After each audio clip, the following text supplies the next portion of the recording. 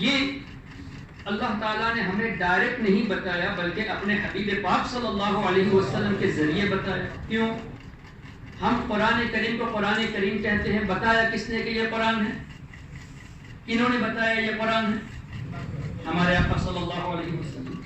اور کچھ الفاظ ایسے ہیں جو حضور علیہ الصلوۃ والسلام کی حدیث ہم کہتے ہیں. یہ بھی نبی پاک صلی اللہ علیہ وسلم نے فرمایا. جو ان کے الفاظ تھے اس کو حدیث، اور جو ان کی زبان سے نکلے انہوں نے فرمایا یہ اللہ کا کلام ہے، ہم نے قرآن تسلیم کر لیا. کلام کتنے ہوئے؟ 2. زبان کتنی؟ 1. قرآن کو قرآن ماننے کے لیے حضور کی زبان کے ہم محتاج، اور حدیث کو حدیث ماننے کے لیے بھی نبی پاک صلی اللہ علیہ وسلم کی زبان مبارک کے ہم محتاج. اب حضور علیہ الصلوۃ والسلام کی زبان مبارک اتنی سچی ہے کہ اللہ کے رسول صلی اللہ علیہ وسلم نے فرما دیا یہ قرآن کی آیت ہے. اب آج کوئی اس آیت کو رد کرے گا تو وہ کافر ہو جائے گا. نبی پاک صلی اللہ علیہ وسلم کی زبان مبارک کی جو ویلیو اللہ نے رکھی ہے کہ ان کے زبان اقدس سے جو نکل چکا اور فرما دیا یہ اللہ کا کلام ہے، اس کو اگر کسی نے کہا کہ یہ قرآن نہیں ہے، میں اس آیت کو نہیں مانتا، میں ریجیکٹ کرتا ہوں، تو وہ ایمان سے خالی ہو جائے گا. اللہ اکبر. اور نبی پاک صلی اللہ علیہ وسلم نے جو اپنی طرف سے اللہ کے حکم سے جو اپنی زبان اقدس سے ارشاد فرمایا اس کو ہم حدیث کہتے ہیں. کیا پتا چلا؟ 2 کلام، زبان 1. تو اس زبان اقدس سے اللہ تبارک و تعالی نے اپنی تعریف کو پیش کی ہمارے سامنے. اللہ تعالیٰ نے سورہ اخلاص میں هو اللہ احد سے شروع فرمایا یا قل هو اللہ احد سے؟ کیسے شروع ہوتی ہے سورہ اخلاص؟ قل هو اللہ احد. کیا اللہ تعالیٰ ایسا نہیں فرما سکتا تھا هو اللہ احد، اللہ الصمد، کہ اللہ ایک ہے، اللہ بے نیاز ہے، لم یلد ولم یولد، اللہ کی کوئی اولاد نہیں، نہ کسی نے اللہ کو جنا ہے، ولم یکن له کفوا احد، اللہ کی کوئی مثال پیش نہیں کر سکتا. اللہ تعالیٰ بے نیاز ہے، اللہ کی شان بہت اعلیٰ ہے. اب یہ الفاظ اللہ تعالیٰ نے هو اللہ احد سے شروع نہیں فرمایا بلکہ لفظ قل کہہ کے شروع فرمایا. کیا پتا چلا؟ رب تبارک و تعالیٰ اپنی تعریف، اپنی شان بیان کرتا ہے حضور کی زبان اقدس سے. اے میرے حبیب صلی اللہ علیہ وسلم، بات میری ہے لیکن زبان آپ کی ہو. کیوں؟ اللہ کو اپنے حبیب کی زبان اتنی پسند ہے کہ خود اپنی تعریف اپنے حبیب کی زبان سے کہلوا رہا ہے. تبھی تو استاد زمن شہنشاہ سخن مولانا حسن رضا خان رحمۃ اللہ علیہ نے فرمایا، جو اعلیٰ حضرت کے بھائی ہے، قل کہہ کر اپنی بات بھی لب سے تیرے سنی. قل کہہ کر اپنی بات بھی لب سے تیرے سنی. کیوں؟ اللہ کو ہے اتنی تیری گفتگو پسند. اللہ کو آپ کی گفتگو اتنی پسند ہے کہ اپنی بات بھی اللہ تعالیٰ نے آپ کی زبان اقدس سے سنی. سبحان اللہ. تو اس قرآن کریم کی اس سورہ مبارک میں اور آخری جملہ وَلَمْ يَكُنْ لَهُ كُفُوًا أَحَدٌ، اللہ تبارک و تعالی جسم و جسمانیات سے پاک، مکان سے پاک، free from space, free from body, free from shape. تو یہ جو شیپ اور باڈی کی بات کرنے والے کوئی صحابی نہیں تھے، کسی صحابی کا یہ عقیدہ نہیں تھا، بلکہ 700 سال کے بعد یہ عقیدے کو گھڑا گیا. اب جو اللہ تبارک و تعالیٰ کا جسم ثابت کرنے کے لیے آج کل نئے عقائد کو لے کر کتابوں میں شائع کرتے ہیں، آپ ان سے ایک سوال کریں کہ کیا اللہ کے رسول صلی اللہ تعالیٰ علیہ وسلم نے کبھی اپنی پوری زندگی میں یہ فرمایا کہ اللہ تعالیٰ کا جسم ہے؟ ان کے پاس کوئی جواب نہیں. آپ ان سے پوچھیں کہ کیا سیدنا صدیق اکبر رضی اللہ تعالیٰ عنہ نے کبھی یہ عقیدہ ظاہر کیا کہ اللہ تعالیٰ کا جسم ہے؟ You won't be able to find any reference for that. کوئی دلیل آپ کو نہیں ملی.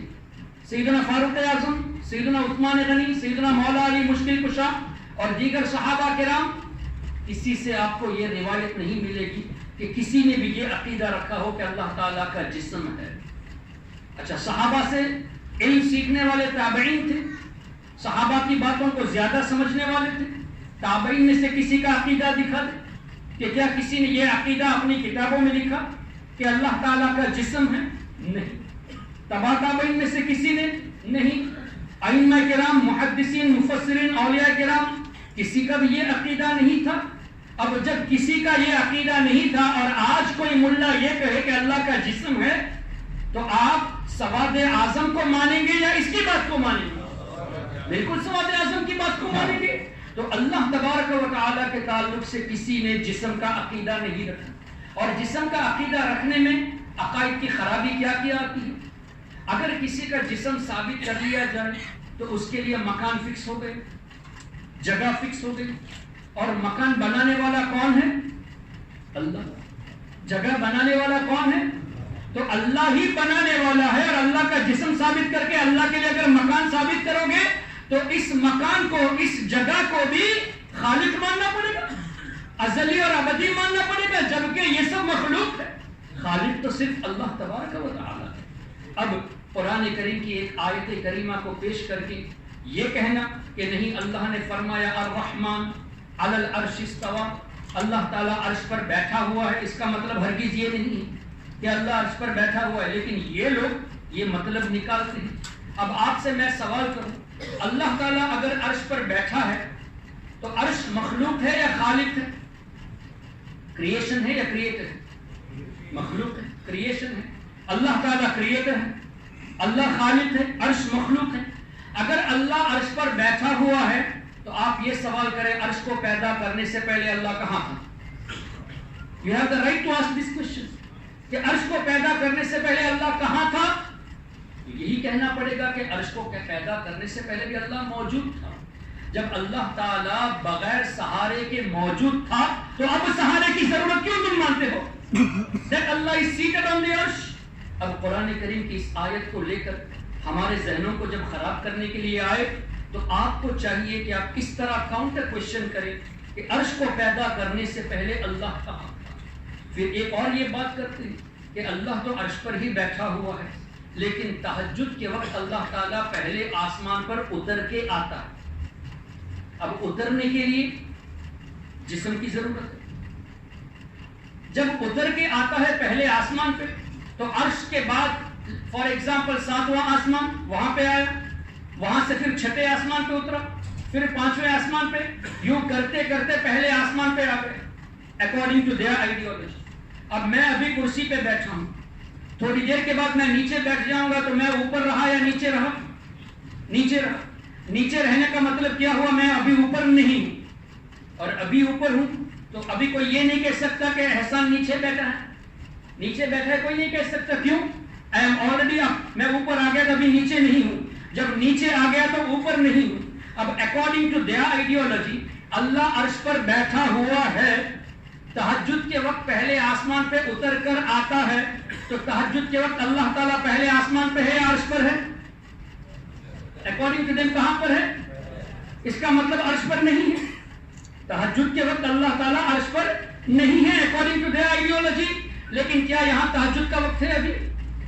ابھی تک نہیں ہوا. تو ان کے عقیدے کے مطابق اس وقت اللہ کہاں ہے؟ عرش پر. یہاں 11 بج رہے ہیں, سری لنکا میں تقریباً 12:15. تو سری لنکا میں بھی تہجد کا وقت نہیں, انڈیا میں بھی تہجد کا وقت نہیں ہوا. تو according to their ideology India والوں کے لیے اللہ کہاں ہے؟ عرش پر. عمان والوں کے لیے کہاں ہے؟ تو انڈیا میں 12:15 بجے ہیں, جاپان میں اس وقت 4:45 بجے ہیں, 3.5 گھنٹے آگے ہیں. تو 3:45 بجے ہیں جاپان میں. تو جاپان میں اس وقت تہجد کا وقت ہوا.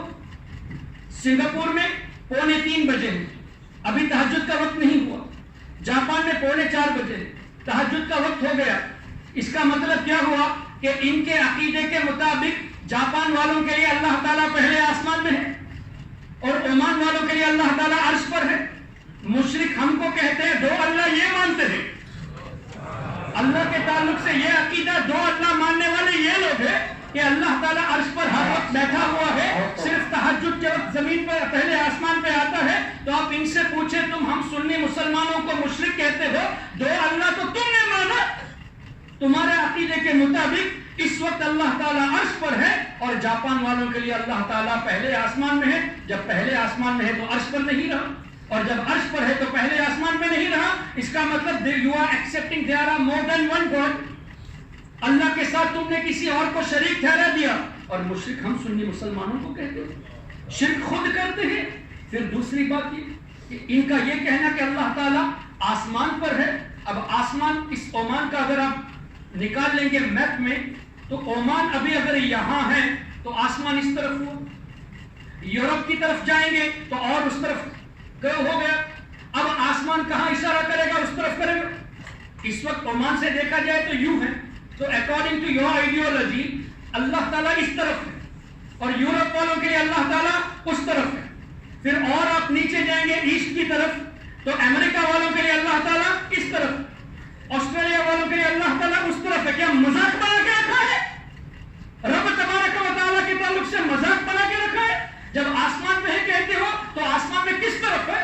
عمان والوں کے لیے اس طرف, جاپان والوں کے لیے اس طرف, امریکہ والوں کے لیے اس طرف, سری لنکا والوں کے لیے نیچے کی طرف. یہ کون سا مذاق ہے؟ وہ بھی رب تبارک و تعالیٰ کے تعلق سے. کلمے کا معنی یہ نہیں ہے, کسی صحابی نے اس طرح کا عقیدہ نہیں سکھایا. لیکن آج کل یہ نئے عقیدے گڑھنے والے اس طرح کے عقائد کو پیش کر کے ہمارے ایمان کو لوٹتے ہیں اور ہمارے رب کے تعلق سے غلط عقیدہ ہم کو سکھاتے ہیں. اور پھر مزید لا الہ الا اللہ, نہیں کوئی معبود سوائے اللہ تبارک و تعالی. جب عقیدے کا مطلب, کلمے کا مطلب ہی یہی ہے کہ اللہ کے سوا کوئی معبود نہیں, تو اللہ کے ساتھ کسی اور کو شریک ٹھہرانا اور یہ عقیدہ رکھنا کہ اللہ فلاں فلاں جگہ پہ الگ الگ وقتوں میں رہتا ہے, یہ اللہ کے ساتھ مذاق کرنا. اور یہ کلمے کا معنی یہ نہیں, کلمے کو غلط پیش کر کے ہمیں اللہ تعالیٰ ہی سے دور کرنا. پھر اللہ تبارک و تعالیٰ نے ہمیں کیا حکم دیا اپنے بارے میں؟ تو اللہ تعالیٰ نے فرمایا کہ نہیں کوئی معبود سوائے اللہ تعالیٰ کے. الحمدللہ ہم نے کسی کو اللہ تبارک و تعالیٰ کے علاوہ معبود نہیں سمجھا. لا معبود الا اللہ, لا مقصود الا اللہ, لا مشہود الا اللہ. ہم عبادت صرف اللہ تعالیٰ ہی کی کرتے ہیں, لیکن ہم پر الزام لگایا جاتا ہے کہ تم نے یا رسول اللہ کی صدا لگا کر حضور علیہ الصلوۃ والسلام کی ندا کر کے تم نے شرک کر دیا. یہ کہتے کہ نہیں کہ یا رسول اللہ کہہ کے تم نے شرک کر دیا. اب شرک کا مطلب کیا ہو؟ اللہ کے ساتھ کسی کو شریک ٹھہرانا. تو ایسوسیٹ پارٹنرز وتھ اللہ, اللہ کی ذات میں یا صفات میں کسی کو شریک ٹھہرانا. یہ میں ذرا کھلا بولتا ہوں تاکہ آپ لوگ اس بات کو ذہن میں رکھ لو اور دوسروں کو بھی جواب دے سکیں. اللہ کے ساتھ کسی کو شریک ٹھہرانا یہ بھی شرک, to associate partners with Allah. اب ہم نے کہا یا رسول Allah, now I want to ask you, یا رسول اللہ کا مطلب کیا ہے؟ اے اللہ کے, دوبارہ کہیں اے اللہ کے. یا نبی اللہ کا مطلب, یا حبیب اللہ کا مطلب. بات تو کلیئر ہوگی. ہم نے یا رسول اللہ کہہ کے حضور کو اللہ مانا یا اللہ کا رسول مانا؟ اللہ تو نہیں مانا. یا رسول اللہ, اللہ کے رسول. یا حبیب اللہ, اللہ کے حبیب. یا نبی اللہ, اللہ کے نبی. ہم نے اللہ تو نہیں مانا.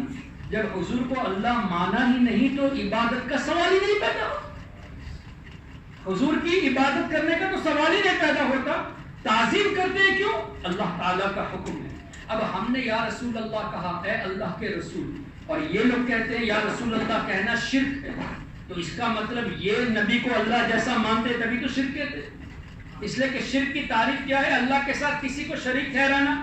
اگر یا رسول اللہ کہنا شرک ہے, اس کا مطلب ان کا عقیدہ یہ ہے کہ رسول اللہ کی طرح ہے تبھی تو شرک ہوا. اور ہم نے رسول کو اللہ کی طرح نہیں مانا بلکہ اللہ کا رسول مانا. اب آپ مجھے بتائیے, اگر کسی نے شرک کیا, شرک اگر کسی نے کیا تو اس کا ایمان باقی رہا یا ختم ہو گیا؟ اس کی بخشش ہوگی؟ کیوں نہیں ہوگی؟ اللہ نے فرمایا ان اللہ لا یغفر ان یشرک بہ, بے شک اللہ تعالیٰ شرک کرنے والوں کو نہیں بخشے گا. بے شک اللہ نے فرمایا میں ہرگز نہیں بخشوں گا.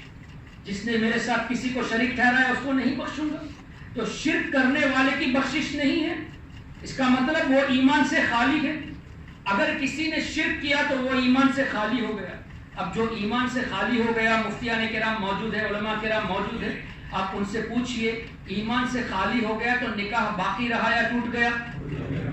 دوبارہ کہیں, نکاح ٹوٹ گیا. جب نکاح ٹوٹ گیا تو ماں باپ کا جو تعلق ہے وہ حرام کا ہوا یا حلال کا ہوا؟ حرام کا ہوا. اب دوبارہ اس کو سن لیجیے, کسی نے اگر شرک کیا تو ایمان سے خالی ہوا, ایمان سے خالی ہوا تو نکاح ٹوٹ گیا. نکاح ٹوٹ گیا تو رابطہ حرام کا ہوا. اب جو رابطہ حرام کا ہے اس سے اگر کسی بچے کی ولادت ہوئی تو وہ حلالی ہوا یا حرامی ہوا؟ کیا ہوا؟ حلالی تو نہیں ہوا نا. اب یہ لوگ ہم سنی مسلمانوں کو مشرک کہتے ہیں, اپنے باپ دادا کو مشرک کہتے ہیں. کیا کہتے ہیں؟ کہ ہمارے باپ دادا انجانے میں رسول کریم صلی اللہ علیہ وسلم کی طرف ندا کر کے یا رسول اللہ یا غوث اعظم یا غریب نواز کی ندا کر کے مشرک ہو گئے کہتے ہیں. ہم جب علم سیکھنا شروع کیے تب ہم کو پتا چلا کہ یہی صحیح عقیدہ ہے. ہمارے والدین, ہمارے باپ دادا, انہوں نے تو شرک کر دیا. اب اس کا مطلب کیا ہوا؟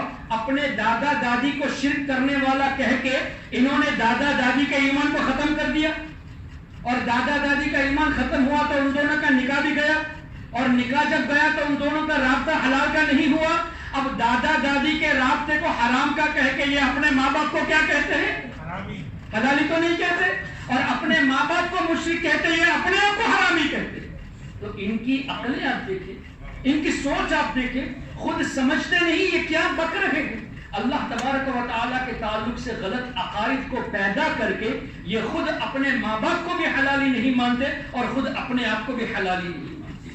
محترم حضرات, اس لیے ضرورت اس بات کی ہے کہ ہم کسی کی بھی تقریر ایسے ہی نہ سنیں, بلکہ پہلے ان کا بیک گراؤنڈ دیکھیں کہ وہ کس عقیدے سے تعلق رکھتا ہے. کیا اس کا عقیدہ وہی ہے جو صحابہ کرام کا تھا؟ اس لیے کہ ہرگز کوئی صحابی آپ کو ایسا نہیں ملے گا جنہوں نے یہ کہا ہو کہ یا رسول اللہ کہنا شرک ہے, بلکہ لاکھوں صحابہ یعنی 1,24,000 کے قریب صحابہ کرام عرفات کے میدان میں موجود ہے, تو ہزاروں کی تعداد میں صحابہ اور سب کے سب صحابہ ان کا عقیدہ یہی تھا کہ یا رسول اللہ کہنا یہ قرآن اور حدیث سے ثابت, اور انہوں نے عمل کر کے بھی دکھایا. ہر وقت حضور علیہ الصلوۃ والسلام کی بارگاہ میں یا رسول اللہ کہہ کے پکارتے تھے, یہاں تک کہ نبی پاک صلی اللہ علیہ وسلم کے وصال کے بعد بھی یا رسول اللہ کی صدا لگاتے تھے. اور وہ لگانا, صدا لگانا آج بھی مدینہ شریف میں جعلی مبارک میں آپ کو لکھا ہوا نظر آئے گا, یا خیر من دفنت. سبحان اللہ. یہ جو الفاظ ہے کہ اے وہ شخص جو زمین میں رہنے والوں میں سب سے بہتر ہے, یا کہ ندا سے نبی پاک صلی اللہ علیہ وسلم کے پکارنے والی روایت کو مواجہہ شریف میں جعلی مبارک میں لکھ دیا گیا ہے.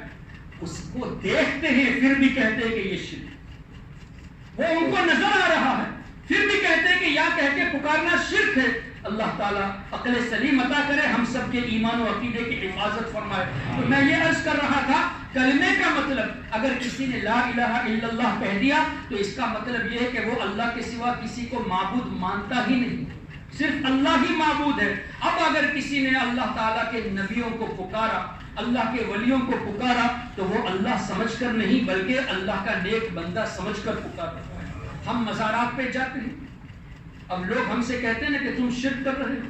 خواجہ غریب نواز کی بارگاہ میں گئے, شرک کا فتویٰ لگاتے ہیں. غوث اعظم کی بارگاہ میں گئے, گلبرگہ شریف گئے, شرک کا فتویٰ لگاتے ہیں. محترم حضرات, ایک مثال سے سمجھیے, خواجہ غریب نواز کی بارگاہ میں حاضری ہوئی ہوگی آپ میں سے اکثر کی. حضرت ابراہیم بن ادہم کی بارگاہ میں حاضری ہوئی ہوگی آپ لوگوں کی, دیگر اولیاء کرام کی بارگاہ میں حاضری ہوئی ہوگی. اب غریب نواز کی بات کو لے لیتے ہیں. اگر آپ غریب نواز کی بارگاہ میں اجمیر شریف جانے کا ارادہ کریں گے تو آپ کے ذہن میں کیا آئے گا؟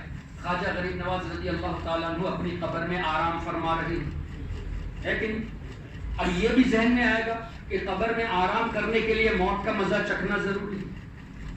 اب یہ بھی ذہن میں آئے گا موت کا مزہ چکھنے کے لیے دنیا میں زندگی بسر کرنا ضروری ہے, اور زندگی بسر کرنے کے لیے پیدا ہونا بھی ضروری ہے. ذہن میں بات آئے گی کہ نہیں؟ اب کیا نتیجہ نکلا؟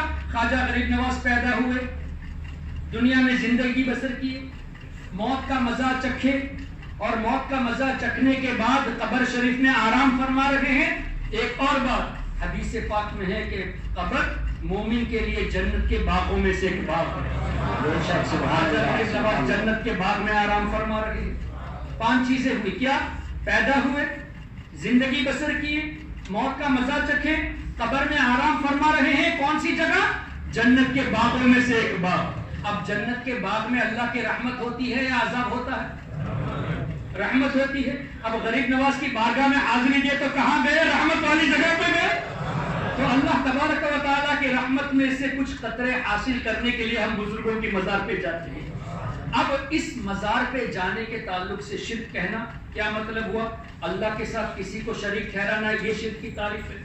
اب اللہ نے اپنے بارے میں کیا فرمایا؟ لم یلد ولم یولد، اللہ پیدا نہیں ہوا، نہ ہی اللہ کی کوئی اولاد ہے، اللہ کو کسی نے نہیں جنا۔ غریب نواز پیدا ہوئے، اللہ پیدا نہیں ہوا، کوئی سملیرٹی بنی، کوئی ایسوسیشن بنا؟ جب ایسوسیشن نہیں بنا تو شرک کہاں سے ہوا؟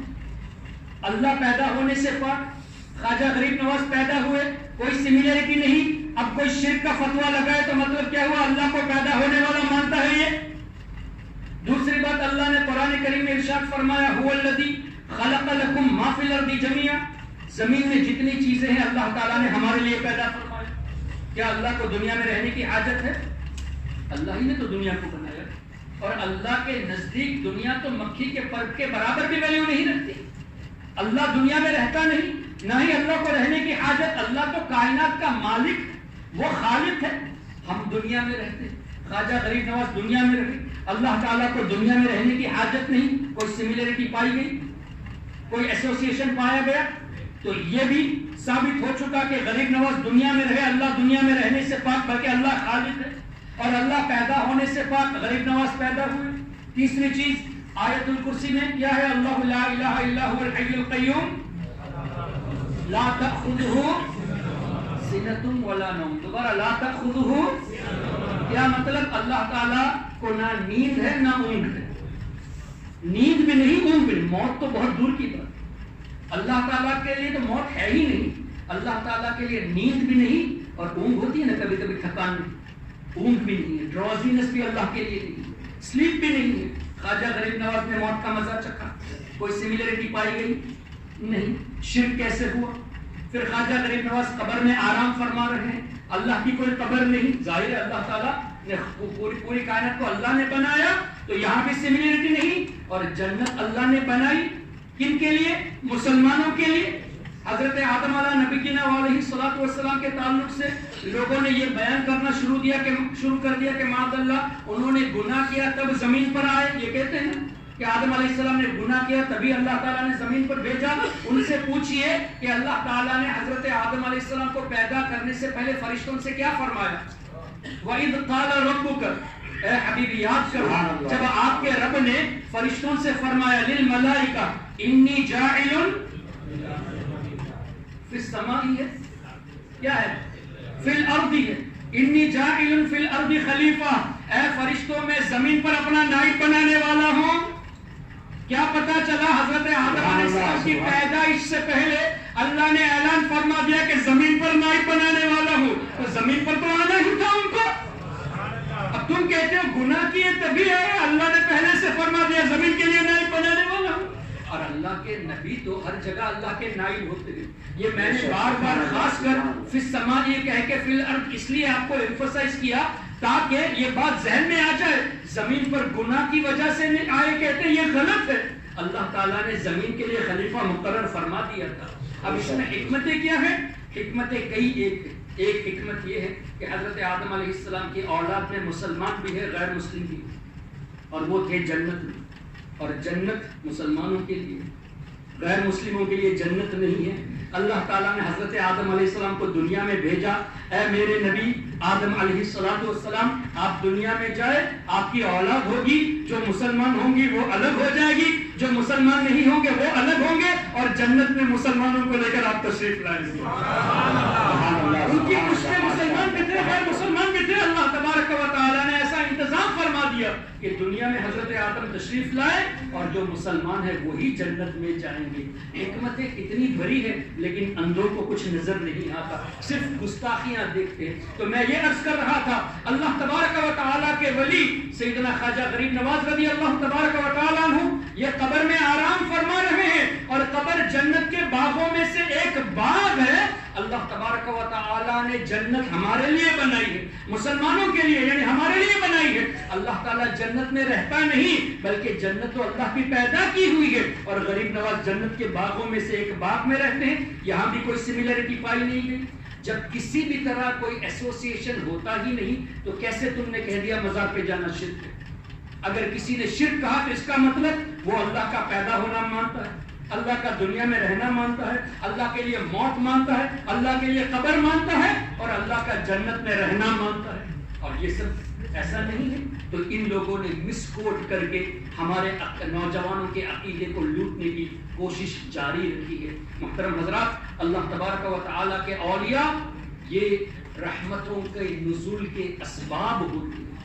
اب اللہ تبارک و تعالیٰ کے تعلق سے ہم نے جو ایمان رکھا، لا الہ الا اللہ، اللہ کے سوا کوئی معبود نہیں، ہم اجمیر شریف جا کر یا بغداد شریف جا کر ان پتھروں کی پوجا نہیں کرتے، غریب نواز کی اور غوث اعظم کی پوجا نہیں کرتے، وہاں رکھے ہوئے مٹی کی پوجا نہیں کرتے، بلکہ جنت کے باغ میں آرام کرنے والے اللہ کے ولی کی تعظیم کے لیے کرتے۔ We are standing there to respect that person who is the beloved of Allah and not to worship the stones. وہاں کے پتھر کی پوجا کے لیے نہیں جاتے۔ اگر یہ تعظیم شرک ہے تو ان سے پوچھیں، آپ عمرہ کے لیے جاتے ہوں، حج کے لیے بھی جاتے ہوں گے، کعبہ شریف کے سامنے کھڑے ہو کر یا اللہ تعالیٰ میری دعائیں قبول فرما، یا اللہ تعالیٰ میری دعائیں قبول فرما، نظر کہاں ہوتی ہے؟ کعبے کی طرف۔ کوئی یہ کیوں نہیں کہتا کہ پتھر کی پوجا کرتے تم کعبہ ورشپر ہو؟ کیوں نہیں کہتے؟ مزار پہ گئے تو قبر پجاری کہتے ہیں، گریو ورشپر کہتے ہیں، جبکہ ہم ان کی پوجا کے لیے نہیں جاتے، تعظیم کے لیے جاتے۔ اگر یہی تمہاری لوجک ہے کہ ان کی تعظیم کے لیے کھڑا ہونا یہ شرک ہے، قبر پوجا کرنا ہوا، تو کعبے کے سامنے کھڑا ہونا یہ بھی کعبے کو پوجنا ہوا۔ لیکن کوئی اس کو کعبے کو پوجنا نہیں کہتا۔ جواب کیا دیتے؟ نہیں، ہم تو کعبے کی تعظیم کے لیے کھڑے ہیں، ہم تو اللہ ہی کی پوجا کرتے، اللہ کا حکم ہے کعبے کی طرف فیس کرنے کے لیے، اس لیے تعظیماً کھڑے ہوتے ہیں، اس کی پوجا نہیں کرتے، عبادت اللہ کی کرتے۔ اگرچہ فیسنگ کعبے کی طرف ہے تو کعبے کو فیس کرنا، کعبے کی تعظیم کرنا یہ شرک نہیں۔ اسی کعبے کو دیکھ کر تو ہمارے آقا صلی اللہ علیہ وسلم نے فرمایا، جس طرح حدیث کا مفہوم کہ اے کعبہ، بے شک تیری عزت اللہ کے نزدیک ہے، تیری عظمت اللہ کے نزدیک ہے، لیکن اے کعبہ، اللہ کے اولیاء کی عزت تم سے بھی زیادہ اللہ کے نزدیک ہے۔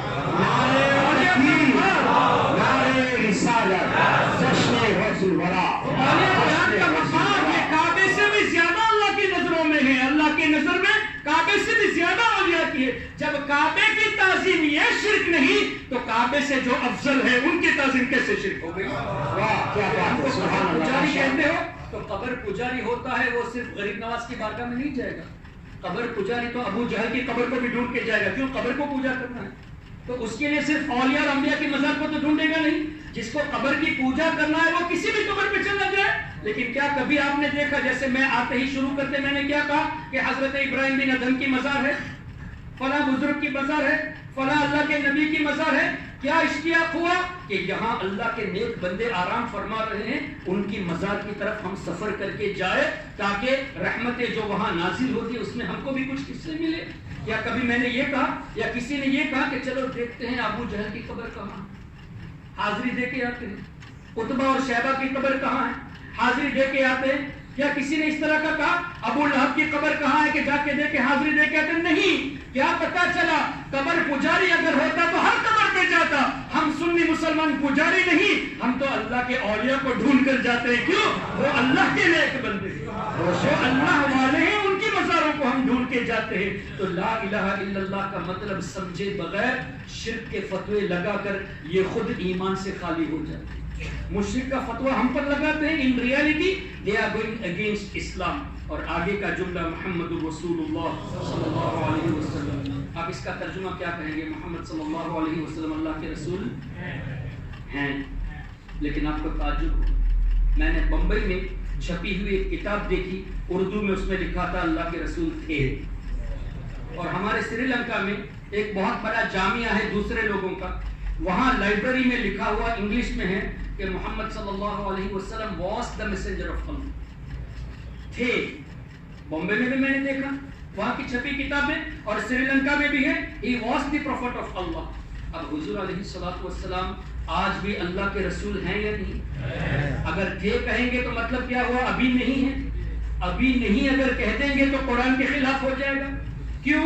اللہ نے کیا فرمایا؟ تبارک الذی نزل الفرقان علی عبدہ لیکون للعالمین نذیرا۔ اللہ نے پورے عالمین کے لیے رسول بنا کر بھیجا۔ جب عالمین کے لیے رسول ہے تو ہم بھی عالمین میں ہیں، قیامت تک آنے والے عالمین میں رہیں گے، جنت میں رہنے والے بھی عالمین میں ہیں، سب کے لیے رسول ہے، تم نے کیسے کہہ دیا تھے؟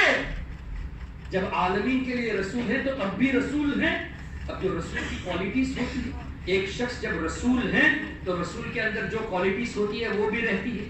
ایسا نہیں ہے کہ رسول تو ہیں لیکن ان کی کوالٹیز ختم ہو گئی۔ اگر ایسا کوئی کہے تو اس سے کہے کہ قرآن سے دکھاؤ، حدیث سے دکھاؤ کہ حضور علیہ السلام اللہ کے رسول تو ہیں لیکن رسول کے اندر جو اوصاف، جو کوالٹیز ہوتی ہے، فار ایگزامپل رسول کے پاس علم غیب ہوتا ہے، میں نہیں کہتا، اللہ نے فرمایا وما کان اللہ لیطلعکم علی الغیب، اللہ نے فرمایا کہ میں عام لوگوں کو علم غیب نہیں دیتا، ولکن اللہ یجتبی من رسلہ من یشاء، میں اپنے رسولوں کو غیب دیتا ہوں۔ تو رسول کے پاس غیب ہونا یہ قرآن سے ثابت ہو گیا۔ عالم الغیب، اللہ تعالیٰ عالم الغیب ہے، فلا یظہر علی غیبہ احدا، اپنے غیب پر کسی کو اطلاع نہیں دیتا، الا مگر من ارتضی من رسول، اپنے رسولوں میں سے جسے چاہے۔ کیا پتا چلا رسولوں کو اللہ غیب کا علم دیتا ہے، تو اب یہ کنفرم ہو گیا جو رسول ہوتا ہے اس کے پاس غیب ہوتا ہے، اللہ تعالیٰ غیب کا علم عطا کرتا ہے۔ اب بھی حضور علیہ السلام رسول ہیں تو اب بھی علم غیب ہے، یہ نہیں کہہ سکتے کہ رسول ہیں لیکن علم غیب اب ختم ہو گیا، یہ کہیں گے تو قرآن کے خلاف ہوا اور پھر حدیث کے بھی خلاف۔ ہمارے آقا صلی اللہ علیہ وسلم نے فرمایا علمی بعد وفاتی کا علمی فی حیاتی، میرا علم میرا دنیا سے جانے کے بعد ایسا ہی ہے جیسے میری ظاہری زندگی میں میرا علم۔ ہمارے آقا فرماتے ہیں میرا علم ایسا ہی ہے، میرے وفات کے بعد بھی ایسا ہی ہے جیسے ظاہری زندگی میں، علم بعد وفاتی کا علمی فی حیاتی۔ ہمارے آقا فرمائے مجھے اب بھی علم غیب ہے، وفات کے بعد بھی علم غیب ہے، اور یہ کہے کہ اب نہیں ہے۔ ہم ان کی بات کو سنیں، اللہ کے رسول کی بات کو سنیں۔ پھر رسول کی ایک کوالٹی یہ بھی ہے، اللہ تعالیٰ نے قرآن میں ارشاد فرمایا الذین یتبعون الرسول النبی الامی الذی یجدونہ مکتوبا عندهم فی التوراۃ والانجیل یأمرهم بالمعروف وینہاہم عن المنکر ویحل لهم الطیبات ویحرم علیہم الخبائث ویضع عنہم اصرہم۔ اللہ کے رسول یہ بوجھ کو ہلکا کرنے والے، لوگوں کی مصیبتوں کو دور کرنے والے، لوگوں کے بوجھ کو ہلکا کرنے والے۔ بوجھ کو ہلکا کرنا، مصیبتوں کو دور کرنا، یہ دفع بلا ہے کہ نہیں؟ لوگوں کے اندر جو پریشانی ہے ان پریشانیوں کو دور کرنا مطلب بلا کو دور کرنا۔ تو رسول کی ایک کوالٹی یہ ہے کہ دافع البلا ہوتے ہیں۔ جب آج بھی رسول ہیں تو آج بھی دافع البلا ہے۔ اگر کوئی کہے نہیں ہم رسول تو مانتے ہیں، دافع البلا نہیں مانتے، تو وہ قرآن کو پورے طور سے نہیں مانتا، حدیث کو پورے طور سے نہیں مانتا۔ اس کو اور آسانی سے سمجھنے کی کوشش کرے۔ اللہ تعالیٰ نے فرمایا لقد جاءکم رسول من انفسکم عزیز علیہ ما عنتم حریص علیکم، کیا ہے؟ بالکافرین یہاں ہے، بالمنافقین ہے، کیا ہے؟ بالمؤمنین رؤوف الرحیم۔ اللہ نے فرمایا میرا یہ حبیب مومنین کے لیے رؤوف بھی ہے، رحیم بھی ہے۔ اب رؤوف اور رحیم کس کی صفت ہے؟ اللہ کی صفت۔ هو اللہ الذی لا الہ الا هو الرحمن الرحیم الملک القدوس، اس میں عزیز بھی ہے نا، اللہ کی صفت میں عزیز بھی ہے، رؤوف بھی ہے، رحیم بھی ہے، لیکن اللہ نے تینوں صفتوں کو یہاں جمع فرمایا۔ عزیز علیہ ما عنتم حریص علیکم بالمؤمنین رؤوف الرحیم۔ کیا پتہ چلا؟ اللہ نے فرمایا میرا یہ حبیب صلی اللہ علیہ وسلم ایسے شفیق ہیں کہ تمہارا مشقت میں پڑنا، تمہارے کو اگر کوئی تکلیف ہوتی ہے تو میرے حبیب کو اس سے گرا گزر، یعنی ہمارا تکلیف میں پڑنا ہمارے آقا صلی اللہ علیہ وسلم کو محسوس ہوتا ہے کہ میرا امتی تکلیف میں ہے، ان پر گرا گزرتا ہے۔ حریص علیکم، تمہاری بھلائی کے بہت زیادہ چاہنے والے۔ بالمؤمنین رؤوف الرحیم، مومنین کے لیے رؤوف بھی ہیں، رحیم بھی ہے۔ اب میں نے اس کو بار بار اس لیے پڑھنے کو کہا کہ بالکافرین ہے، یہاں بالمنافقین ہے، بالمؤمنین ہے۔ ہم اور آپ مومن ہیں کہ نہیں؟ اللہ اور رسول پر ایمان لا کر مومن ہوئے نا، الحمدللہ۔ ہم جب مومن ہیں تو قرآن میں اللہ نے فرمایا مومنین کے لیے رؤوف ہے، مومنین کے لیے رحیم ہے۔ ہم اگر مومن ہیں تو ہمارے لیے بھی آج ہمارے آقا رؤوف ہوئے، ہمارے آقا آج بھی ہمارے لیے رحیم ہوئے، اور قیامت تک جتنے بھی مومنین ہوں گے سب کے لیے رؤوف ہوئے، سب کے لیے رحیم ہوئے۔ اور وہ لوگ کہتے کہ نہیں تھے اب نہیں ہیں، جھگڑا کرنے کی ضرورت نہیں۔ کیوں؟ مومن کے لیے رؤوف اور رحیم ہے نا۔ تم اپنے کو مومن مانتے ہو تو حضور کو آج بھی رؤوف مانو، آج بھی رحیم مانو۔ اگر تم رؤوف اور رحیم نہیں مانتے تو جھگڑا ہی ختم، تم اپنے کو مومن ہی نہیں مانتے۔ تو دیکھیے کلمے سے نبی پاک صلی اللہ علیہ وسلم کا محمد الرسول اللہ کہہ کر حضور کو آج بھی علم غیب جاننے والا ہمارا ماننا بھی ثابت ہوا، آج بھی دافع البلا ماننا بھی ثابت ہوا، آج بھی رؤوف الرحیم ماننا بھی ثابت ہوا۔ سبحان اللہ، اس کا انکار کرتا ہے تو وہ قرآن اور حدیث کے خلاف اپنی باتیں پیش کرتا ہے۔ اب ہمیں اللہ کی باتیں سننی ہے، رسول کی باتیں سننی ہے، یا ان لوگوں کی باتوں کو سننی ہے؟ پھر اب مجھے بتائیے، کیا کسی صحابی نے یہ کہا کہ حضور علیہ الصلوۃ والسلام دنیا سے پردہ کر چکے، اب ہمارا کلمہ بدل دے کہ حضور اللہ کے رسول تھے؟ ایک صحابی کا نام بتا دے، ایک تابعی کا نام بتا دے جنہوں نے یہ کہا ہو کہ رسول تھے؟ نہیں۔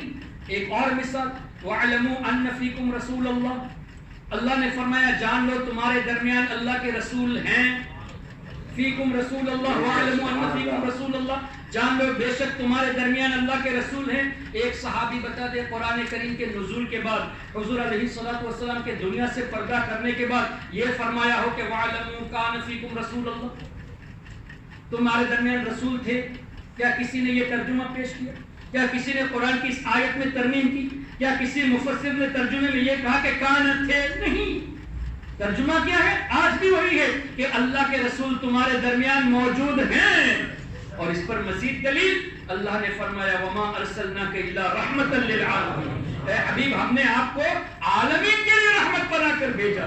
اور یہ لفظ عالمین، اس میں کتنی جامعیت ہے۔ اللہ تعالیٰ نے اپنے بارے میں فرمایا تو الحمدللہ رب العالمین، اللہ تعالیٰ پورے عالمین کا پالنے والا۔ عالمین اللہ کے سوا جو کچھ ہے سب عالمین، تو پورے عالمین کا پالنے والا اللہ ہے۔ قرآن کریم اللہ کے کلام کی بات آئی تو فرمایا ان هو الا ذکر للعالمین، یہ قرآن کریم عالمین کے لیے نصیحت ہے، پورے عالمین کے لیے نصیحت ہے۔ کیا پتہ چلا؟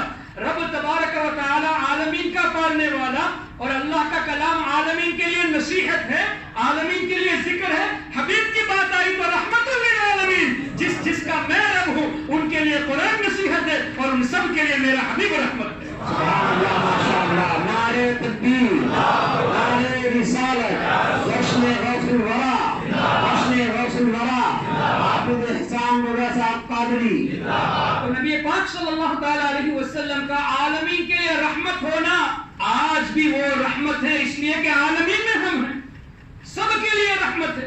تو حضور علیہ السلام کا وصال کے بعد بھی رحمت ہونا قرآن سے ثابت ہوا۔ ایک اور آیت کریمہ سن لیجیے، النبی اولیٰ بالمؤمنین من انفسہم، اللہ نے فرمایا میرا نبی مومنین کی اپنی جانوں سے بھی زیادہ مالک ہے۔ ایک تفسیر یہ ہے کہ اپنی جانوں سے زیادہ قریب ہے، مومنوں کی جان سے زیادہ قریب ہے۔ انسان کی جان سب سے زیادہ اس کے قریب ہوتی ہے نا۔ اللہ نے کیا فرمایا؟ مومنین کے لیے ان کی جانوں سے زیادہ قریب ہے۔ اس کا مطلب کیا ہو؟ ہمارے جان کو پتہ چلنے سے پہلے ہمارے حالات ہمارے آقا کو پتہ ہے۔ کیوں؟ جان سے زیادہ قریب ہے۔ اولا بالمؤمنین، ہماری جان سے بھی زیادہ قریب ہے۔ تو ہمیں کوئی چیز اگر محسوس ہوتی ہے، کوئی تکلیف ہوتی ہے، تو ہماری جان کو پتہ چلنے سے پہلے ہمارے آقا صلی اللہ تعالی علیہ وسلم کو پتہ ہے، جان سے زیادہ قریب۔ اس میں بھی لفظ کیا ہے؟ النبی اولا بالکافرین ہے، النبی اولا بالمنافقین ہے، بالمؤمنین ہے۔ اگر تم مومن ہو تو مانو آج بھی حضور تمہاری جان سے زیادہ قریب ہے۔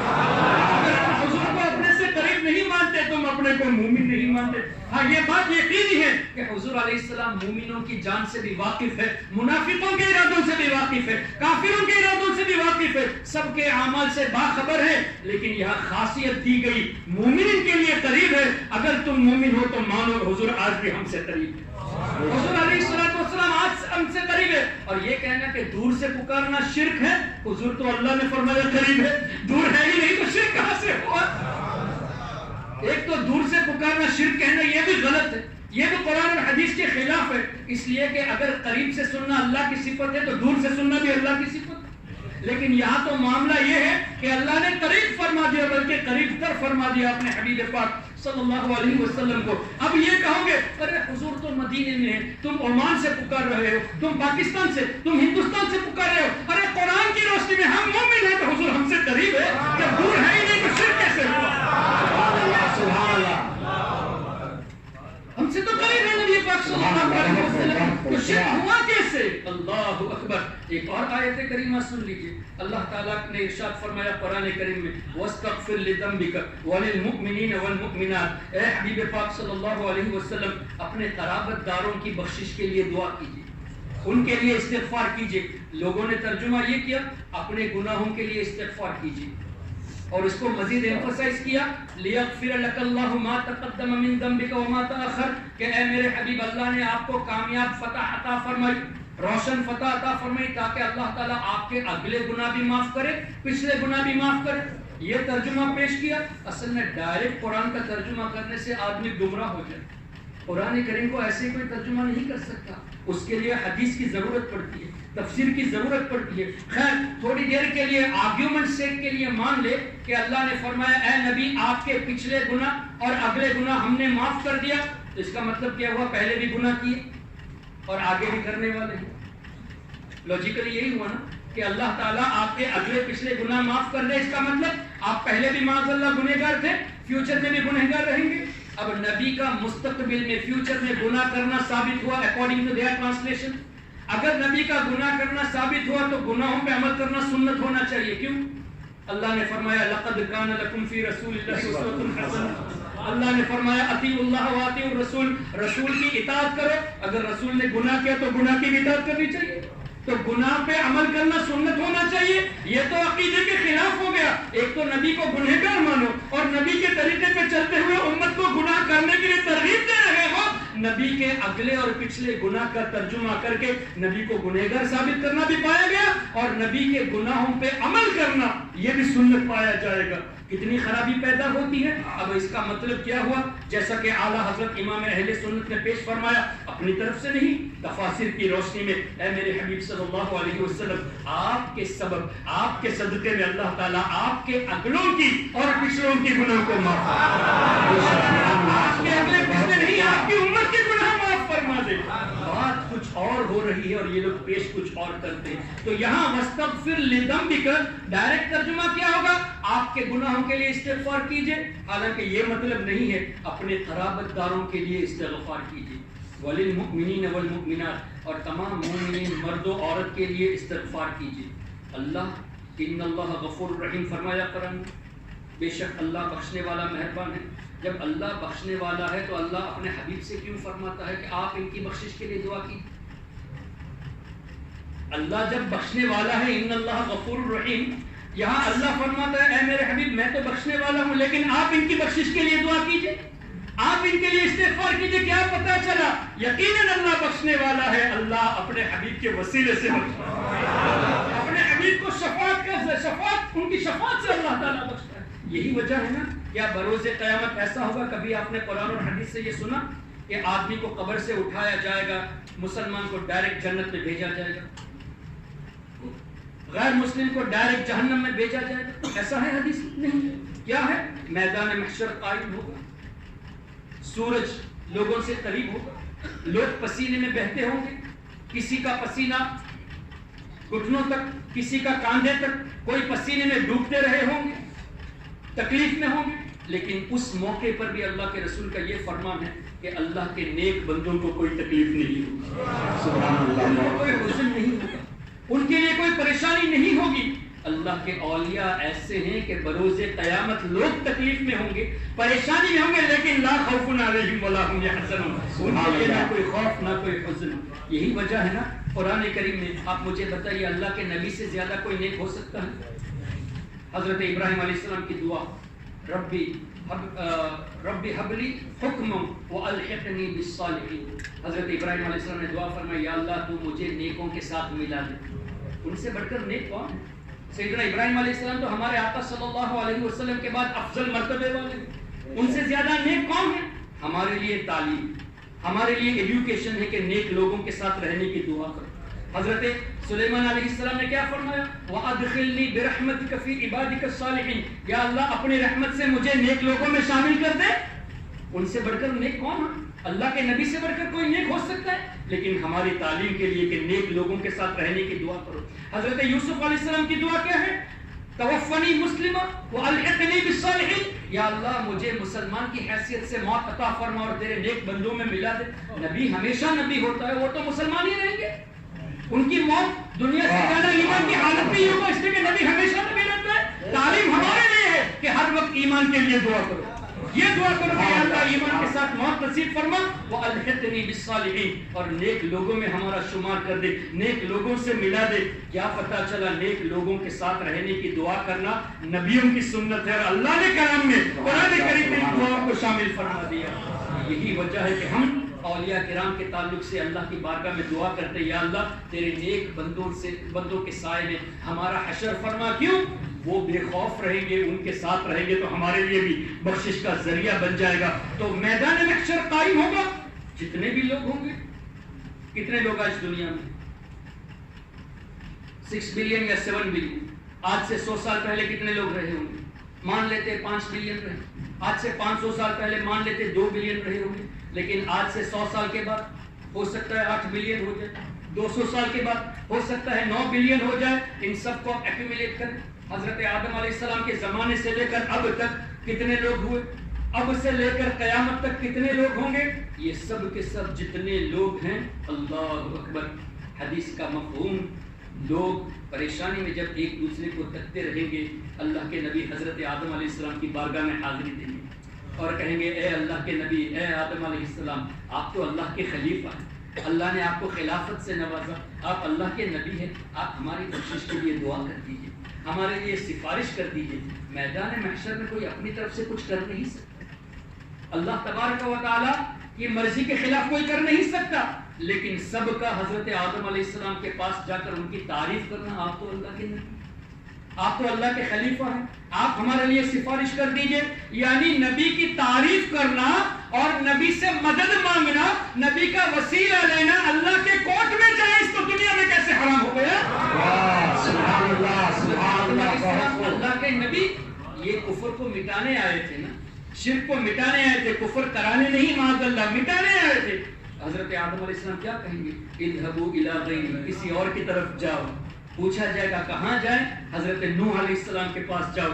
وہ یہ تو کہہ سکتے ہیں نا کہ آپ اللہ سے ڈائریکٹ مانگو، لیکن ہمیں کہاں دیکھ کریں گے؟ حضرت نوح علیہ السلام کے پاس۔ ہم ان کی تعریف کریں گے، ان سے مدد طلب کریں گے، وہ بھی فرمائیں گے حضرت ابراہیم علیہ السلام کے پاس جاؤ۔ ایک نبی دوسرے نبی کی طرف بھیج رہا۔ پھر حضرت ابراہیم علیہ السلام فرمائیں گے تم حضرت موسیٰ علیہ السلام کے پاس جاؤ، وہ فرمائیں گے تم حضرت عیسیٰ علیہ السلام کے پاس جاؤ، حضرت عیسیٰ علیہ السلام فرمائیں گے تم ان کے پاس جاؤ، ہم سب کے نبی، سب کے آتا ہے، ان کے پاس تم جاؤ۔ حضور علیہ السلام کیا فرمائیں گے؟ حدیث میں دکھا دو، اذهبوا الى غیری ہے انا لها، میں تو اسی لیے، میں تو شفاعت کے لیے۔ اللہ اکبر۔ ارے جس نبی کے ذریعے ہمیں بخشش ملنی ہے ان کے تذکرے کو بدعت کہتے ہیں، جن کے ذریعے ہمیں مغفرت ملنی ہے ان کی یاد کو بدعت کہنا، ان کے تذکرے کو بدعت کہنا کتنی بڑی جہالت ہے۔ نبی پاک صلی اللہ علیہ وسلم نے خود فرمایا، میں یہ کہوں گا انا لہا انا لہا۔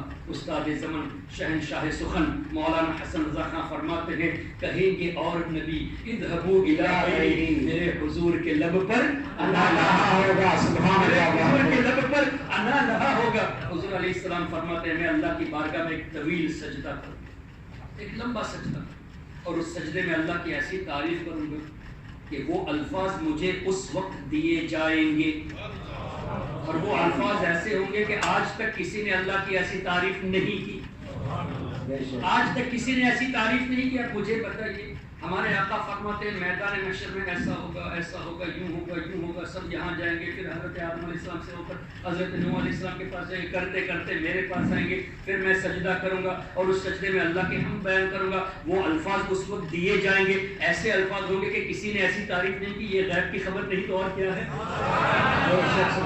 The things which are going to happen, our Nabi is saying in advance کہ ایسا ایسا ہوگا، وہ الفاظ ایسے ہوں گے جن سے آج تک کسی نے اللہ کی تعریف نہیں کی۔ کیا پتا چلا؟ ہمارے آقا جانتے ہیں ہم کن الفاظ سے اللہ کو یاد کرتے ہیں، ہم سے پہلے جن لوگوں نے اللہ کی تعریف کی کن الفاظوں سے یاد کیا اللہ کے نبی جانتے ہیں، ہمارے بعد جو تعریف کریں گے وہ بھی جانتے ہیں، تبھی تو فرمایا وہ الفاظ ایسے ہوں گے کہ کسی نے ایسی تعریف نہیں کی۔ ہمارے آقا سب کی زبان سے واقف ہے، اور کیوں نہ ہو، وما ارسلنا من رسول الا بلسان قومی، اللہ نے فرمایا ہم نے جس قوم کی طرف رسول کو بھیجا اس قوم کی زبان ہم نے سکھایا۔ رب نے فرمایا کہ ہم نے سکھا کر بھیجا، کیا مطلب؟ اللہ کا کوئی بھی نبی کسی کا اسٹوڈنٹ نہیں ہوتا، کسی کے اسٹوڈنٹ اگر ہو تو کوئی کہہ سکتا ہے تم حضرت موسیٰ علیہ السلام کا کلمہ پڑھتے ہو، وہ تو میرے اسٹوڈنٹ ہیں، تم حضور کا کلمہ پڑھتے ہو، وہ تو میرے اسٹوڈنٹ ہیں۔ اللہ کو یہ منظور نہیں کہ کوئی میرے نبی کو اپنا شاگرد کہہ کے پکارے، تمام نبیوں کو اللہ نے سکھایا۔ اور حضور علیہ السلام کے بارے میں اللہ نے کیا فرمایا؟ تبارک الذی نزل الفرقان علی عبدہ لیکون للعالمین نذیرا۔ جو رسول جس قوم کی طرف بھیجا جاتا ہے اس قوم کی زبان اللہ سکھاتا ہے۔ ہمارے آقا عالمین کے لیے رسول ہے، تو عالمین میں جتنے لوگ ہیں سب کی زبان ہمارے آقا جانتے ہیں، جتنے جانور ہیں سب کی زبان جانتے ہیں، جتنے پرندے ہیں سب کی زبان جانتے ہیں، فرشتوں کے بھی رسول ہیں ان کی بھی زبان جانتے ہیں، جنوں کے بھی رسول ہیں ان کی بھی زبان جانتے ہیں۔ آج دنیا میں کتنی زبانیں بولی جاتی ہیں؟ آپ گوگل سرچ کر کے دیکھیں، اس وقت تقریباً 5000 لینگویجز بولی جاتی ہیں، اور حضرت آدم علیہ السلام کو اللہ تعالیٰ نے 7 لاکھ زبانیں سکھا دی تھی۔ دنیا میں جتنی زبانیں ہیں، آسمانوں میں جتنی زبانیں ہیں، جنوں کی جتنی زبان، پرندوں کی جتنی زبان، سب کے رسول ہمارے آقا ہے، تو اللہ نے سب کی زبانیں انہیں قسم کو سکھا دی۔ امی نبی کا مطلب یہ نہیں معاذ اللہ ان پڑھ ہے، امی کا مطلب یہ ہے کہ اللہ کے سوا کسی سے نہیں پڑھے، اللہ نے سب کچھ سکھا کے بھیجا۔ الرحمن علم القرآن، رحمان نے اپنے حبیب کو قرآن سکھایا۔ قرآن میں کیا ہے؟ ہر چھوٹی بڑی چیز کا ذکر ہے، ہر خشک و تر کا ذکر ہے، قرآن میں ہر چیز کا تفصیلی بیان ہے۔ جب ہر چیز کا بیان قرآن میں ہے، اس قرآن کے بارے میں اللہ نے فرمایا وَنَزَّلْنَا عَلَيْكَ الْكِتَابَ تِبْيَانًا لِكُلِّ شَيْءٍ۔ اے حبیب جو کتاب ہم نے آپ پر نازل کی اس میں ہر چیز کا تفصیلی بیان ہے، اور اے حبیب ہم نے آپ کو قرآن سکھایا۔ الرحمن علم القرآن، تو رب جب سکھاتا ہے قرآن اور اس قرآن میں ہر چھوٹی بڑی چیز کا ذکر، ہر وقت اینڈ ڈرائی کا ذکر ہے، اس کے بعد بھی کہنا کہ حضور کو یہ نہیں معلوم، حضور کو وہ نہیں معلوم، کتنی بڑی جہالت ہوئی۔ اگر کوئی ایسا واقعہ کوئی پیش کرے کہ سرکار علیہ السلام کو فلاں وقت یہ بات معلوم نہیں تھی، تو آپ پوچھئے وَعَلَّمَكَ مَا لَمْ تَكُنْ تَعْلَمْ، اللہ نے فرمایا اے حبیب جو کچھ آپ نہیں جانتے تھے وہ تمام چیزیں ہم نے سکھا دی۔ اس آیت کے بعد والا واقعہ ہے یا پہلے والا واقعہ؟ اگر پہلے والا واقعہ ہے تو بالفرض اس وقت نہیں جانتے تھے، اب تو جانتے ہیں۔ کیوں؟ اے حبیب جو کچھ آپ نہیں جانتے تھے ہم نے سکھا دیا، رب نے فرمایا۔ تو اب ایسی کوئی چیز باقی رہی نہیں جو حضور نہ جانتے ہو، اللہ کے عطا سے سب کچھ جانتے ہیں۔ اگر وہ واقعہ اس کے بعد والا ہے تو اللہ کے سکھانے پہ اعتراض کرتے ہو کہ اللہ نے سب سکھا دیا، یہ واقعہ نہیں سکھایا، تو اللہ کے پڑھانے پر اعتراض ہوا، اللہ کے سکھانے پر اعتراض ہوا۔ محترم حضرات سیدھا سا جواب، کوئی بھی کوئی واقعہ پیش کر کے کہ دیکھو دیکھو حضور کو یہ نہیں معلوم تھا، سرکار کو یہ نہیں معلوم تھا، ایک ہی سوال وَعَلَّمَكَ مَا لَمْ تَكُنْ تَعْلَمْ، اے حبیب جو کچھ آپ نہیں جانتے تھے ہم نے سکھا دیا۔ اس آیت کے بعد والا واقعہ ہے یا پہلے والا واقعہ؟ وہ یقیناً یہی کہے گا پہلے والا واقعہ ہے، اس لیے کہ بعد میں ایسا کوئی واقعہ دکھا ہی نہیں سکتا۔ جب پہلے والا واقعہ ہے تو اب معلوم، اب تو جانتے ہیں نا، جب اب جانتے ہیں تو نہ جاننے والی بات رہی کہاں؟ فار ایگزامپل ایک بچے سے آپ کہیں 10 سال پہلے وہ لکھنا نہیں جانتا، 10 سال پہلے وہ فلاں چیز نہیں جانتا، 10 سال پہلے اس کو سائنس کی معلومات نہیں تھی، 10 سال پہلے میتھمیٹکس نہیں معلوم تھا، اب تو جانتا ہے نا۔ اب یہ کہنا ہے تم تو نہیں جانتے، یہ تو بے وقوفی ہے۔ ارے اس وقت نہیں جانتا تھا، اب تو سیکھ چکا ہے، اب تو میتھمیٹکس جانتا ہے، اب جیوگرافی جانتا ہے، اب ہسٹری جانتا ہے، اب سائنس جانتا ہے۔ اب یہ کہنا نہیں اس وقت نہیں جانتا تھا اس لیے اب بھی نہیں جانتا، یہ تو جہالت ہوئی۔ کسی عام آدمی کو پرانی بات کو رکھ کے ہم یہ نہیں کہتے کہ اب تم جاہل ہو، اور تم ہمارے آقا کے بارے میں یہ لفظ استعمال کرتے ہو کہ اللہ کے رسول کو یہ نہیں پتا، اللہ کے رسول کو وہ معلوم نہیں تھا۔ کتنی بڑی جہالت ہے، مسلمان ہو کر نبی پاک کے تعلق سے اس طرح کی بات نہیں کرنا۔ میں یہ عرض کر رہا تھا، حضور علیہ السلام نے فرمایا میں سجدہ کروں گا، اور اللہ فرمائے گا ارفع رأسک اے میرے حبیب، اپنے سر کو سجدے سے اٹھائیے، سل تعطا، آپ مانگیے آپ کو عطا کیا جائے گا، قل تسمع آپ کہیے آپ کی بات سنی جائے گی، وشفع تشفع آپ شفاعت کیجئے آپ کی شفاعت قبول کی جائے گی۔ اعلیٰ حضرت امام اہل سنت جھوم اٹھے، فرماتے ہیں گرتے ہوئے ان کو مجدہ، سجدے میں گرے مولا، رو رو کے شفاعت کی تمہید اٹھائی ہے۔ پھر فرماتے ہیں کہ اللہ کا حکم ہوگا اے حبیب آپ شفاعت کیجئے آپ کی شفاعت قبول کی جائے گی۔ اعلیٰ حضرت جھوم اٹھے، فرماتے ہیں پیش حق مجدہ شفاعت کا سناتے جائیں گے، آپ روتے جائیں گے، ہم کو ہنساتے جائیں گے۔ اللہ اکبر، نبی پاک صلی اللہ علیہ وسلم کی کیا شان، اللہ بخشنے والا ہے، لیکن اللہ کو منظور یہ ہے کہ اے میرے حبیب آپ شفاعت کریں میں بخشوں، آپ امت کے لیے استغفار کے میں بخشوں گا۔ اب کوئی یہ کہے کہ نہیں اس وقت دنیاوی زندگی میں استغفار مسلمانوں کے لیے کرتے تھے، اب نہیں کرتے تو قرآن میں وَاسْتَغْفِرْ لِذَنبِكَ وَلِلْمُؤْمِنِينَ وَالْمُؤْمِنَاتِ، اگر تم مومن ہو تو مانو آج بھی تمہارے لیے استغفار کرتے، اگر تم نہیں مانتے تو ٹھیک ہے، تم اپنے کو مومن نہیں مانتے تو یہ بھی مت مانو کہ حضور تمہارے لیے استغفار کرتے۔ ہم مسلمان ہیں تو ہم یقین رکھتے ہیں کہ ہمارے آقا آج بھی استغفار فرماتے ہیں، اور یہ حدیث میں بھی ہے حیاتی خیر لکم ووفاتی خیر لکم، ہمارے آقا نے فرمایا میرا دنیا میں رہنا بھی تمہارے لیے بہتر، میرا دنیا سے جانا بھی بہتر۔ ایک بات یہ سمجھ میں نہیں آتی، رہنا بہتر تو سمجھ میں آ گئی، دنیا سے جانا تمہارے لیے بہتر، یہ کیسے سمجھ میں آئے؟ حضور نے اس کا بھی جواب دے دیا، تمہارے اعمال مجھے پیش کیے جائیں گے، تمہارے نیک اعمال کو دیکھ کر اللہ کا شکر ادا کروں گا، تمہارے گناہوں کو دیکھ کر تمہارے لیے اللہ کی بارگاہ میں بخشش کی دعائیں کروں گا، تمہارے لیے استغفار کروں گا۔ کیا پتا چلا ہمارے آقا ایسے رحمت والے آتا ہے کہ دنیا میں زندگی میں تو ہماری بخشش کے لیے دعائیں کیے، وفات کے وقت بھی کیے، آج قبر انور میں بھی ہمارے لیے بخشش کی دعائیں کرتے ہیں، اور کل بروز قیامت بھی ہمارے لیے دعائیں کریں گے۔ اس رسول کا تذکرہ بدعت ہے، اس نبی کی ولادت کا تذکرہ شرک اور بدعت ہے، یہ کہاں کا انصاف ہے؟ پھر نبی پاک صلی اللہ تعالی علیہ وسلم میدان محشر میں جب سن لیا ہم نے حدیث میں کہ حضرت آدم علیہ السلام کے پاس جائیں گے، پھر حضرت نوح علیہ السلام، پھر حضرت ابراہیم علیہ السلام، کرتے کرتے آخر میں ہمارے آقا کی بات میں کیوں ایسا نہ کرے کہ سب کے سب ہم نے حدیث میں پڑھ لیا ایٹ دی اینڈ سرکار کی بارگاہ میں جانا، تو ایسا کیوں نہ ہو کہ سب کے سب ڈائریکٹ حضور کی بارگاہ ہی میں جائے، حضرت آدم علیہ السلام کی بارگاہ میں نہ جائے؟ سوچ سکتے ہیں کہ بھئی ہم اینڈ آف دی ڈے سرکار شفاعت کریں گے، اس کے بعد ہی تمام نبی شفاعت فرمائیں گے۔ اس کا مطلب یہ نہیں کہ حضرت آدم علیہ السلام شفاعت نہیں کریں گے، نہیں، مطلب یہ ہے کہ شفاعت کا دروازہ آقا کھولیں گے، بعد میں ہم لوگ شفاعت کا دروازہ سب سے پہلے کھولیں گے، پھر نبیوں کی جماعت شفاعت کریں گے، پھر علماء، شہداء، اولیاء سب شفاعت کریں گے۔ اللہ تعالیٰ نے کیٹیگری رکھی ہے شفاعت کے لیے، بزرگوں کی، اللہ کے نیک بندوں کی کیٹیگری رکھی ہے، سب شفاعت فرمائیں گے۔ تو یہاں حضور علیہ السلام کی بارگاہ میں ڈائریکٹ ہم کیوں نہیں چلیں گے؟ ایسا نہیں ہوگا، کیوں؟ اعلیٰ حضرت نے اس کا جواب دیا، کلیم و نجی، مسیح و صفی، سبھی سے کہیں بھی بنی، کیوں؟ یہ بے خبری کہ خلق و پھری کہاں سے کہاں تمہارے لیے۔ اللہ تعالیٰ ہمارے ذہنوں سے اس بات کو نکال دے گا، ہمارے ذہنوں میں وہ بات رہے گی نہیں کہ یہاں جا کر آخر میں حضور کی بارگاہ میں جانا تو ہے، ڈائریکٹ حضور کی بارگاہ میں جائیں، یہ ذہن سے نکل جائے گا، بلکہ اللہ انتظامی کچھ ایسا فرمائے گا، یہ بے خبری ہمیں بے خبر کر دے گا کہ مخلوق ایک ایک نبی کے پاس جا کر بعد میں میرے حبیب کی بارگاہ میں آئے تاکہ میرے حبیب کی عظمت ظاہر ہو جائے۔ نے فرمایا فقط اتنا سبب ہے انعقاد بزم محشر کا کہ ان کی شان محبوبی دکھائی جائے۔ اللہ کے رسول صلی اللہ علیہ وسلم کی شان، ان کو جب ہم اللہ کا رسول مانتے ہیں تو دافع البلا ماننا بھی ضرور ہے، علم غیب کا جاننے والا ماننا بھی ضرور ہے، آج بھی رحمت ماننا ضروری ہے، آج بھی رؤوف ماننا ضروری، آج بھی رحیم ماننا ضروری، آج بھی ہمارے لیے استغفار کرنے والا ماننا ضروری۔ جو مومن ہوگا وہ مانے گا، جو مومن نہیں ہوگا وہ اس کا پرابلم ہے، مانے نہ مانے اس کا پرابلم ہے۔ الحمدللہ کلمے نے ہمیں ثابت کر کے دکھا دیا، ہمارا جو کلمہ ہے ویری کلیئر، اللہ تعالیٰ جسم و جسمانیت سے پاک ہے، اللہ تعالیٰ مکان سے پاک ہے، ہم اللہ کے سوا کسی کی عبادت نہیں کرتے، اللہ کے نیک بندوں کی بارگاہ میں جانا یہ ان کی تعظیم کے لیے نہ کہ پوجا کے لیے۔ اور اللہ کے رسول صلی اللہ علیہ وسلم اللہ کے عطا سے غیب کے جاننے والے بھی ہیں، دافع البلا بھی ہے، مشکل کشا ہے، رحمت ہے، رؤوف ہے، رحیم ہے، عزیز ہے۔ اللہ کے عطا سے ہمارے آقا ہمارے لیے سب کچھ ہے اور مالک بھی ہیں۔ کیوں؟ اللہ کے رسول نے فرمایا اعلموا ان الارض للہ ورسولہ، جان لو زمین کا مالک اللہ اور اس کے رسول ہے۔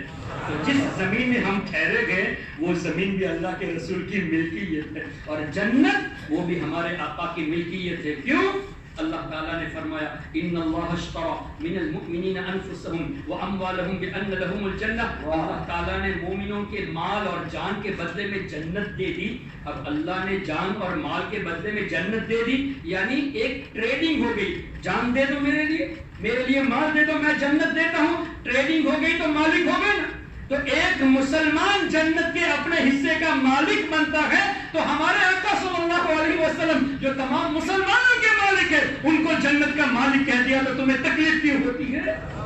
تمہیں تکلیف کیوں ہوتی ہے؟ تبھی تو اعلیٰ حضرت امام اہل سنت نے فرمایا سر سوئے روزہ جھکا پھر تجھ کو کیا، دل تھا ساجد نجدیا پھر تجھ کو کیا، ارے ان کو تملیک ملک الملک سے مالک عالم کہا پھر تجھ کو کیا۔ حضور علیہ السلام کو ہم نے عالم کا مالک کہا، تمہیں کیوں تکلیف ہوتی ہے؟ اللہ نے انہیں مالک بنایا۔ خود سرکار نے فرمایا کہ میں زمین کا مالک ہوں، خود سرکار نے فرمایا اوتیت مفاتیح خزائن الارض، اللہ تعالیٰ نے زمین کی جتنے خزانے ہیں ان تمام خزانوں کی جتنی چابیاں ہیں سب میرے ہاتھ میں دے دی۔ یہ نہیں فرمایا ایک خزانے کی ایک چابی، مفاتیح چابیاں پلورل، خزائن خزانے پلورل، جتنے خزانے ہیں اس کی جتنی چابیاں ہیں سب کے سب اللہ نے میرے ہاتھ میں دے دیا۔ کیا پتا چلا؟ واللہ یعطی، اللہ دیتا ہے، انما انا قاسم، میں ہی تقسیم کرنے والا، میں ہی بانٹنے والا ہوں۔ تبھی تو اعلیٰ حضرت نے فرمایا رب ہے معطی، یہ ہے قاسم، رزق اس کا ہے، کھلاتے یہ ہے۔ اور سیدی سرکار مفتی اعظم ہند مصطفیٰ رضا خان رحمۃ اللہ تعالی علیہ نے فرمایا وصل مولا چاہتے ہو تو وسیلہ ڈھونڈ لو، بے وسیلہ نجدیو ہرگز خدا ملتا نہیں۔ اور مزید یہ فرمایا بتا دے کوئی کسی اور سے بھی کچھ پایا؟ جسے ملا جو ملا وہ ملا مدینے سے، کیوں؟ سب کے مالک اللہ کی عطا سے ہمارے آقا ہے۔ اسی لیے سیدی سرکار تاج الشریعہ مفتی اختر رضا خان رحمۃ اللہ تعالی علیہ نے یوں فرمایا جہاں پانی عطا کر دے، آگے کیا ہے؟ خالی جنت ہے، بھری جنت ہبا کر دے، خالی جنت کا تذکرہ نہیں، جہاں بانی عطا کر دے بھری جنت ہبا کر دے۔ کیوں؟ اس لیے کہ نبی مختار گل ہیں، جس کو جو چاہے عطا کر دے۔ اللہ ہمارے آقا صلی اللہ علیہ وسلم کی سچی غلامی میں ہم سب کو رکھے، اسی غلامی میں موت نصیب فرمائے، اور صحیح عقائد اہل سنت پر گامزن رہنے کی توفیق عطا فرمائے، اور تمام بد عقیدوں سے اللہ تعالی ہمارے ایمان و عقیدے کی حفاظت فرمائے، ہمارے نسلوں کی حفاظت فرمائے، قیامت تک آنے والی نسلوں کو اللہ تعالی سنی صحیح العقیدہ بنائے، اور سب کے دلوں میں اولیاء کرام اور خصوصاً غوث و خواجہ کی محبت بھر دے۔ اللہ تعالی ہم سب کو اپنے حبیب پاک صلی اللہ علیہ وسلم کی شفاعت نصیب فرمائے۔ سبحانک اللہم و بحمدک، اشہد ان لا الہ الا انت، استغفرک و اتوب الیک۔ السلام علیکم ورحمۃ اللہ وبرکاتہ۔